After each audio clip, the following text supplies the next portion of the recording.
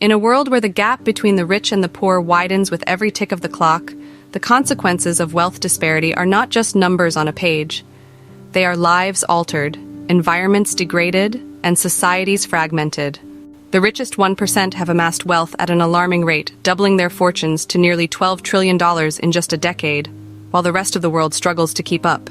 The environmental footprint of this wealth is staggering, with the affluent 1% emitting as much carbon dioxide as the poorest two-thirds of humanity. The strain on society is palpable, with inequality breeding a host of social ills. From higher rates of homicide and imprisonment to increased infant mortality and obesity, the divide between the haves and the have-nots is more than just economic. It's a chasm of health and well-being. In the United States, the most unequal Western democracy, the homicide rate is over 11 times that of Norway, a nation with a more equitable distribution of wealth. The impact is not limited to the poorest. Even the affluent would find a better quality of life in a more equal society, with potential improvements in mental health and a reduced risk of violence.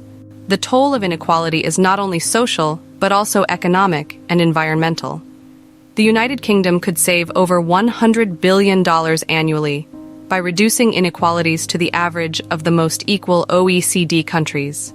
This saving would come from a greater number of years lived in full health, better mental health, reduced homicide rates, and lower imprisonment rates.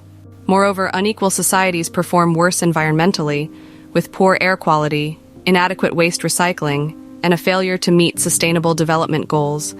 Inequality's reach extends into the psychological realm, where it fosters social anxieties and stress.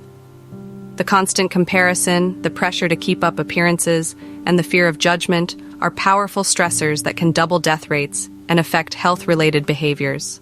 Aggression and bullying are often the result of competition for status, with bullying in schools 6 times more common in unequal countries. Consumerism is fueled by inequality, with the desire for status goods driving people in unequal societies to spend more on luxury items.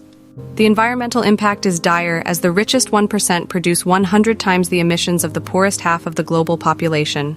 As developing nations improve their living standards, the rich must reduce theirs to avert a climate crisis. The path to a more equitable world is clear: progressive taxation, closing tax havens, and corporate reform. Governments must act swiftly to reverse inequality and support the transition to carbon neutrality and sustainability. International cooperation is crucial, with more equal societies contributing more to foreign aid and performing better on the Global Peace Index. As we conclude, it's evident that the world cannot afford the rich, at least not at the cost of our planet and the well-being of its inhabitants. Special thanks to Nature Publication for this news article.